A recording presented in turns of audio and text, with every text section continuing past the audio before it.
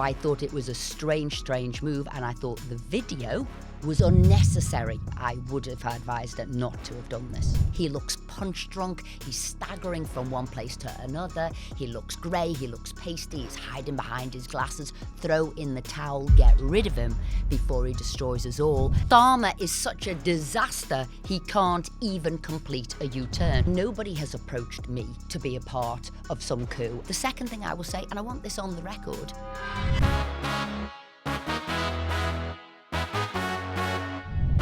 hello and welcome to the Daily Expresso. I'm Steph Spyro and I'm thrilled to be in the studio with our very own Westminster whisperer, Esther McVey, the Tory MP. What a day to have you in studio, Es, because there's been some breaking news. Kemi Badenoch has sacked Robert Jenrick. That shows how fast everything's moving in Parliament. And I have to say, I was surprised. I was shocked. Kemi's doing very well at the moment. She's, bashing Starmer all over the place at PMQ. She's coming out. She's sounding confident. She's sounding reassured.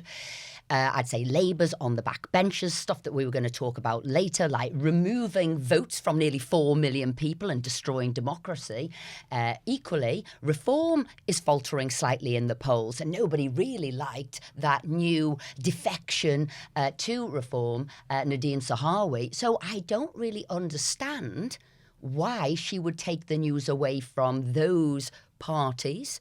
Labour in government, Reform, who's doing so well and has done for a long period of time in the polls, now Reform faltering, Labour tanking, why she would take any of the headlines away from them with this. So I thought it was a strange move, and I thought the video was unnecessary. I thought that was unnecessary. And I'll tell you for why, because people might say, oh no, transparency is wonderful and we want to hear from her. When you sack people in government, so you'll have seen, we call it the walk of fame and then the walk of shame, right? So the walk of fame is you getting your job as you go to number 10 in the waves.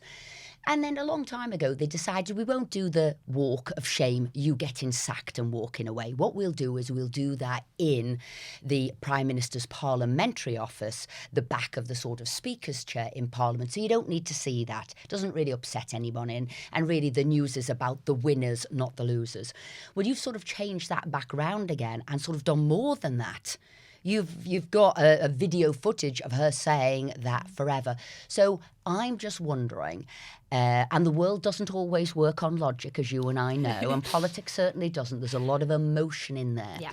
Are you going to set sort of in chain something, or in train, I should say, are you going to set something in train that you can't handle? What could be the fallout from this?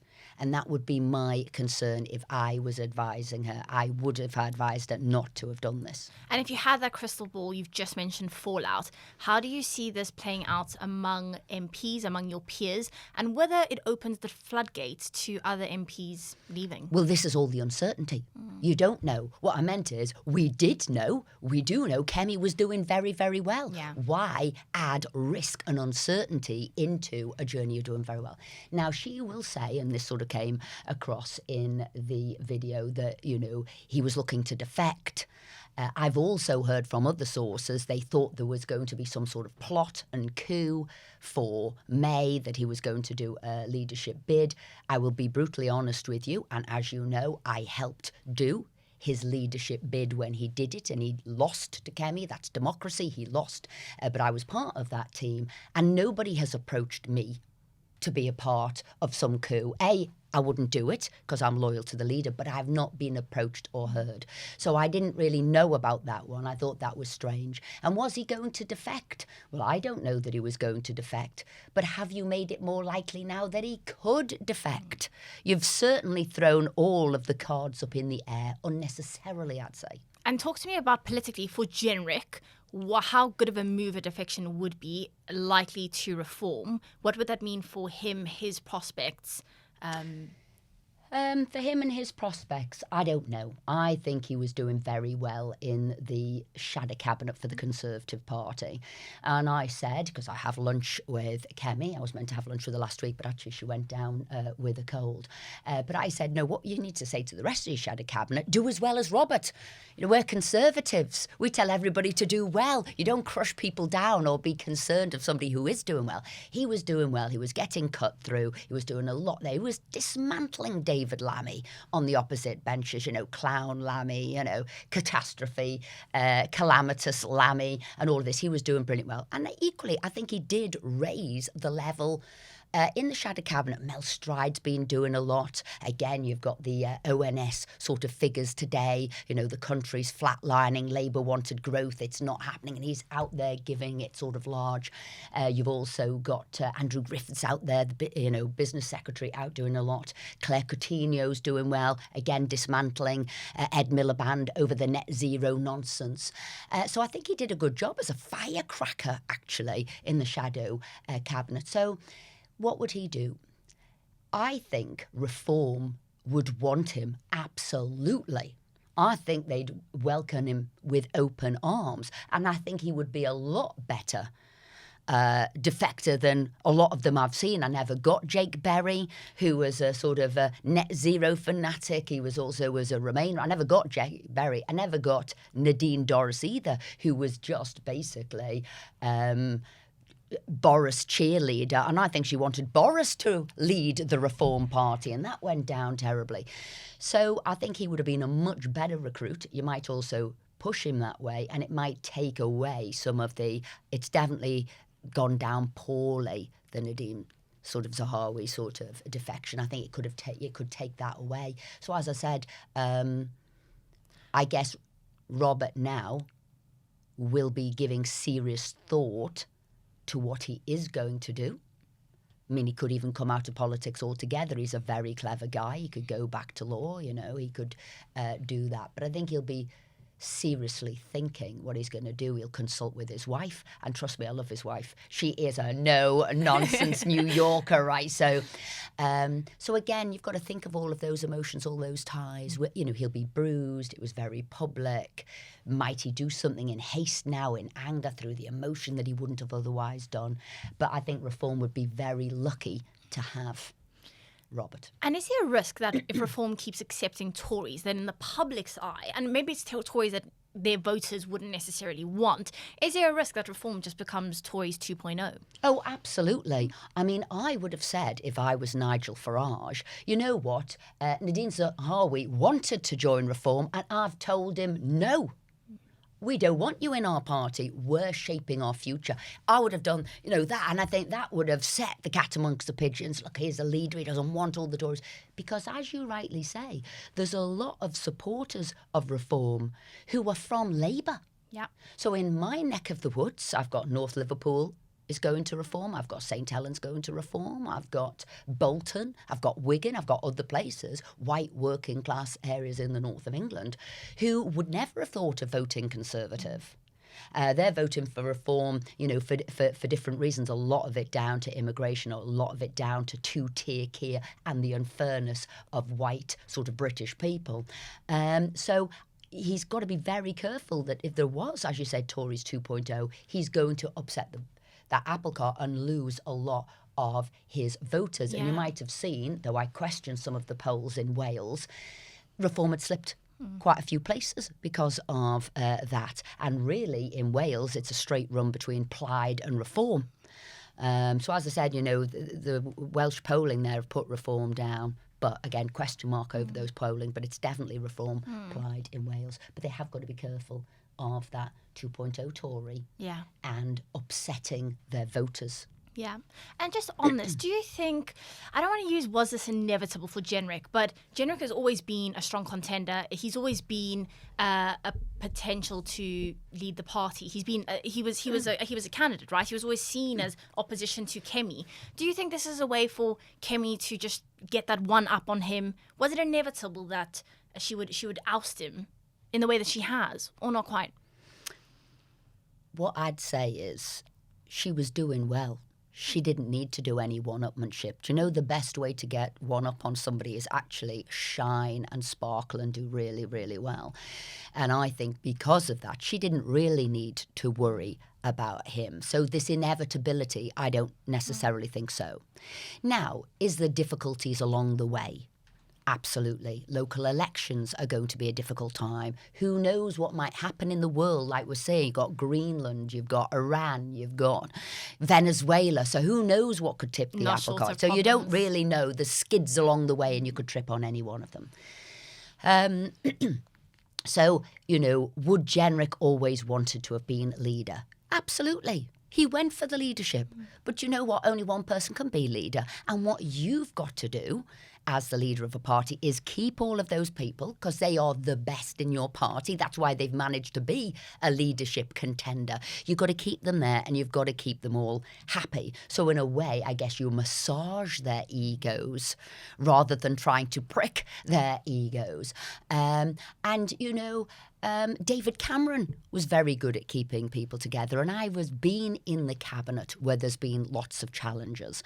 And you will know as a journalist, when you're a challenger, they give leaks and briefs to the paper. They always want to look good, trip everybody up, etc., etc. But then they get known, if they do it for too long, as being untrustworthy. Yeah. And there's two things that happen with that.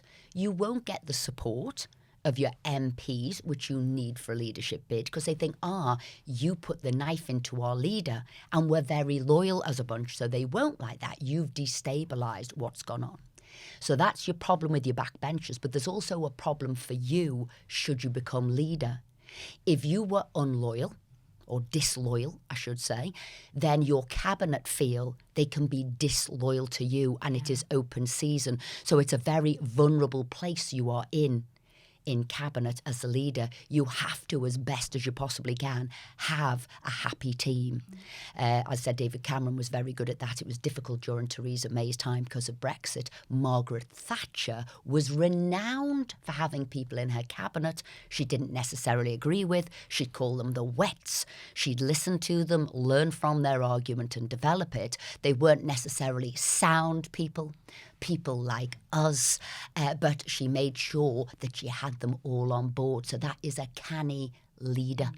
Well, talking about leaders, there's one man who's in charge of the country who has a hand over the happenings of Parliament. Talk me through the catastrophic week for the government and their handling of Parliament.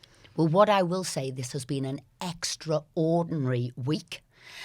We are seeing the dismantling of democracy by this ever more authoritarian government, I would say a pseudo-communist government. The public are seeing that as he's now removing from almost 4 million people the right to vote at the local elections. But what I'm going to give you is how that is manifesting inside Parliament, because he's absolutely dismantling how we work in Parliament too. So I'm going to give you the inside track there. You see, Labour's legislative agenda, as you will know, is absolutely falling apart. That means his programme for government has collapsed. He's lost direction, and with it, I will say, he has lost his moral compass too, as has this Labour Party. His mistakes are getting bigger, his U-turns are coming quicker, and now, if you work that out, it's about a U-turn every 6 weeks.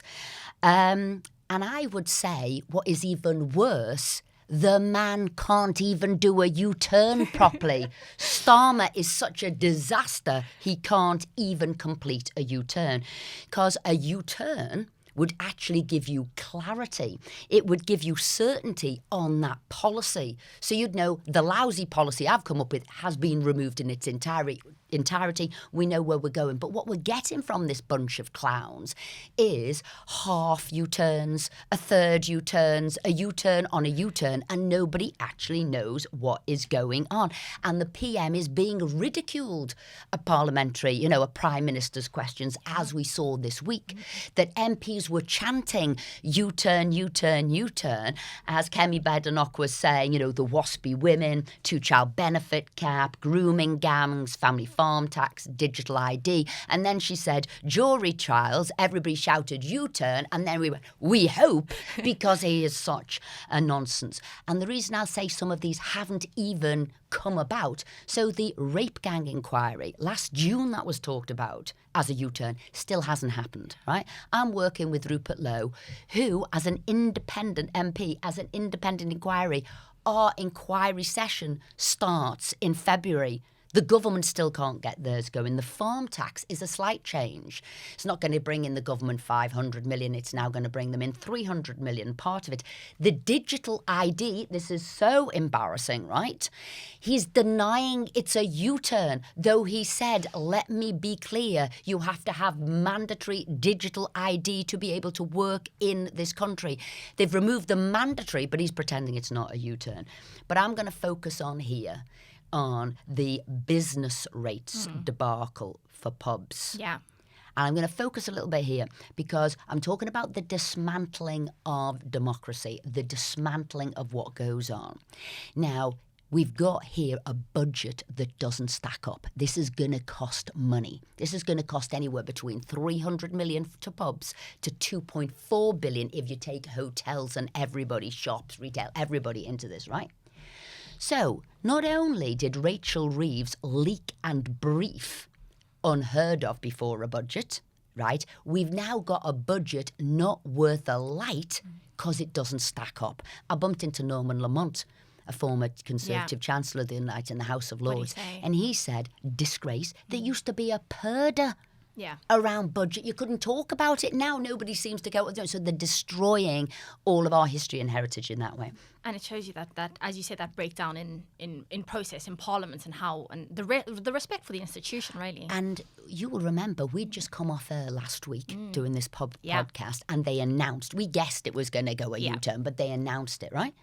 That was a week ago. They announced it. They've done news. They haven't even come to Parliament yet to say how it is going to work. They haven't done a statement to the House because they don't know. In fact, a blinder played by Kemi, when she asked Keir Starmer at PMQs, how is this policy going to work? He hadn't got a Scooby-Doo, he hadn't got a clue, and he didn't even want to answer it. So talk me through the perceived tension between the Treasury and Number 10. Now, we've seen a bit of that friction. There was winter fuel payment, which was Rachel Reeves, the farming tax. They seem to be slightly at odds there, but this is rumbling on. Number 10 doesn't seem too happy with the way Treasury is controlling the money. Right, so you were spot on. So like I said, Starmer doesn't know what the policy is.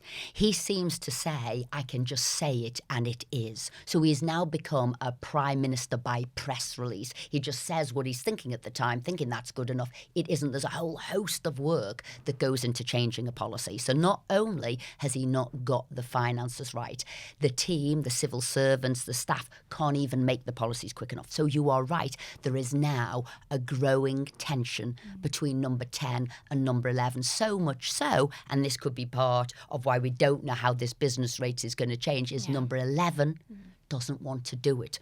Rachel Reeves is saying, oh my God, I gave myself at the last budget a 22 billion headroom. Yes. So she's done a 68 billion tax on all of us, and she gave herself a headroom. But within 6 weeks, she could have spent anywhere between $500 million to maybe nearly 3 billion. So she has spent that in 6 weeks. They might have another 150 weeks in office, another 3 years in office, which means they could go absolutely burst her headroom. So this is the tension.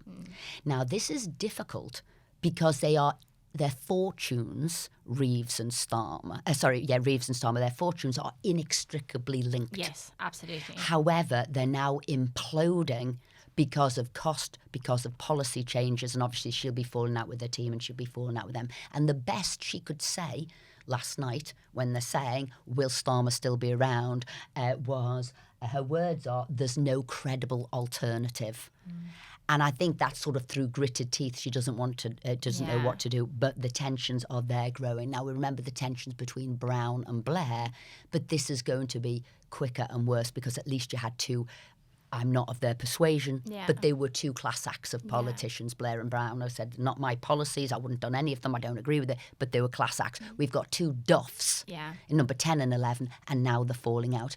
What is interesting, and this is a topic in Parliament at the moment, is she going to jump first and actually dish the dirt on him? Interesting. Because when she cried, do you remember that crying in Yes, Parliament? in That PMQs. wasn't a personal thing. What I understood is she'd tendered her resignation.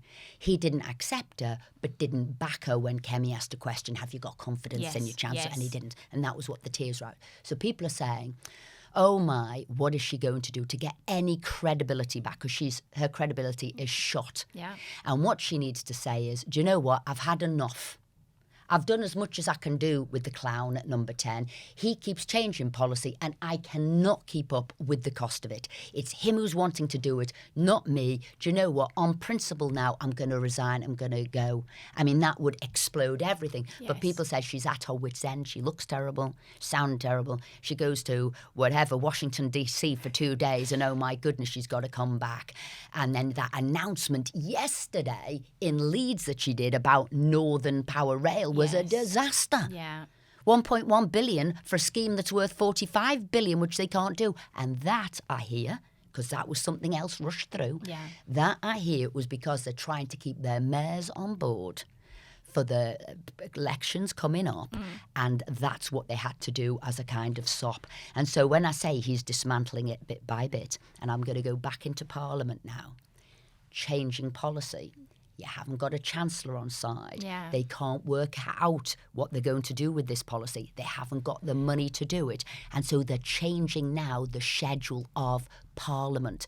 So we had an alarming business statement change. We were meant to be doing law and voting on it on Wednesday, which was the Public Office Accountability Act. It was cancelled last minute to go for Monday. It now might be cancelled completely because they haven't got the work in place. And the Hillsborough Group has come out saying, we don't like it. He's promised something, he can't deliver, and we're now last minute doing shuffling changes in the House, unheard of, because you know how organised the House is. Yeah, absolutely. Do you know, I'm just thinking, I wonder whether increasingly, I know often Labour MPs are described as spineless, but increasingly, and I'll give you an example from yesterday, there was a vote where 26 Labour MPs did rebel against the government on the Public Orders Act, and that was all in relation to protest outside animal testing laboratories. I thought that was really interesting. Among them was a former minister, and I just thought, fine, maybe Labour MPs have been described as spineless in the past, but they seem to be growing a bit of a backbone. Well, the reason which I'm could be a smiling, because problem. everything you're saying is spot on, the reason I'm smiling is because that was a deferred division yesterday, and that actually was another U-turn by Labour, because the Conservatives brought it in the last Parliament, and they all voted against it. Yeah. And he's now saying it's sort of, essential infrastructure, therefore we can't have protests around it, therefore you've got to do it. So he has U-turned, so that's another one. They say 13, you can actually make that a 14th one.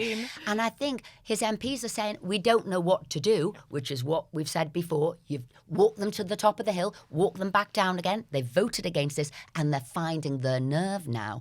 And I bumped into, you'll know him, Carl Turner. We talked about him, the most outspoken one in the House last week about trial by jury, saying this is a disaster. Who had also voted against the government. He voted against it, told them all he was going to vote against it, say this is a disastrous Labour government. I cannot believe they're doing this.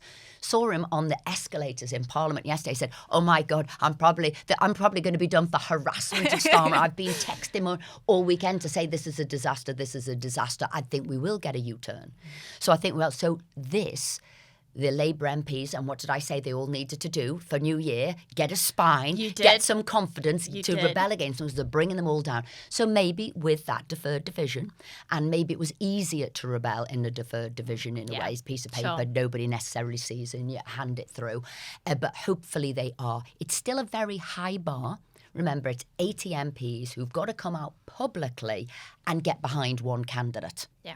And that is, as Rachel Reeves said in her Peston interview last night, he's the best we've got. Yeah. So where do we go? So do you see, I say to people, he's not just destroying the government, this Prime Minister, he's destroying parliamentary timetable, how it works, and the crumbling our infrastructure in the House. We have a set time we start the day. We have set questions every day. Yeah. We have statements. We have urgent questions, or the other way around. Actually, have urgent questions. Then you have statements. You have days that you do stuff, and that he just can't live by. Why?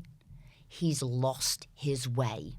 Why? If he were a boxer, I would say throw in the towel. He looks punch drunk. He's staggering from one place to another. He looks grey. He looks pasty. He's hiding behind his glasses. Throw in the towel. Get rid of him before he destroys us all. And he's becoming more and more authoritarian the more and more he's losing the way. And that's why he's now withdrawing the votes from people. He's doing it here, that everybody is saying it is not right. It's only meant to be for extreme things. Even the 2 World War, they voted on it in the House. The 2 World Wars to stop elections, they voted in the House. He is now doing it more or less on a whim to do with finances. And I'd say he will try and stay there in that regard forever. This is a disgrace. You've got now, and I'm glad, one, you've got Nigel Farage bringing a judicial review about getting rid of democracy. I think he could win, because even the Electoral Commission has come out saying this is not extreme circumstances, just this reconfiguration of councils and the cost. The second thing I will say, and I want this on the record, Conservative councils, Conservative councillors who are not going for this election, they should have the whip removed. They should be chucked out of the council. They should be chucked out of our parliament. To be a Conservative is to believe in democracy. So all you councillors who are delaying elections, if you're Conservative, Kemi should be chucking them out the party, not saying, oh, they're sovereign to themselves. They should be chucked out. And the deadline is today, isn't it, for local authorities to say what their plan is. And I think there are still 7 unconfirmed, or 7 councils who are unconfirmed in terms of their plans. Yeah, so 3/4 are Labour. As I understood it, 23 so far. The morning paper said 20, we're up to 23, so there's a couple more that can come forward. 3, I believe, councils are Conservative, and those are the ones I would make sure were no longer Conservative councillors. The whip would be removed from them. And remember, some of these have delayed it twice. It's not just once. Starmer has overseen the delaying of it twice. Which is a disgrace. So I think that's what we've got to do. I think last week I wrote a piece based on a report from the Taxpayers Alliance, which looked at the costs of local elections, which I just thought was quite interesting. So it said that between 2021 and 2024, metropolitan district councils who elected in thirds averaged 1.17 million per election cycle, and those that had whole elections had an average cost of, it comes to 285,000, which I thought was quite interesting per cycle. But councils who held elections by thirds or halves instead of whole could have actually saved 25 million as well. So a lot of them have moved from doing it sort of yearly thirds, as it were, to all out. So a lot of them have. But you know what? It costs £17,000 per councillor, right?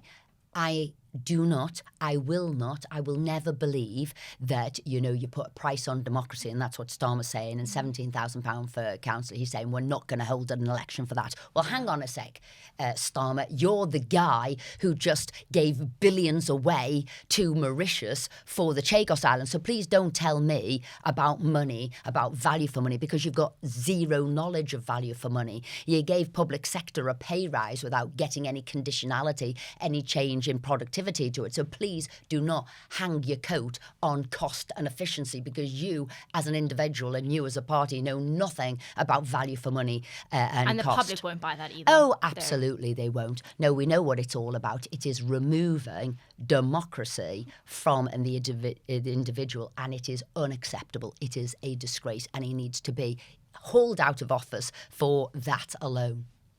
Well, no such thing as a dull week in politics, that's for sure. Thank you so much, Esther. I know. Remember, we're the land of Magna Carta. We gave everybody democracy. Yeah, absolutely. And Starmer would be well advised to learn a little bit about that. And the best thing he could do would be stand down, go back and learn a little bit about history, democracy, and also the culture and the practices of our country. Keir Starmer's watching. There we go. Stand down, says Tory MP Esther McVey. But thank you so much for joining us in studio, Esther. All we've got time for today. But we will be back tomorrow from Express Towers. So please do like and subscribe. Thanks so much for watching, and bye for now.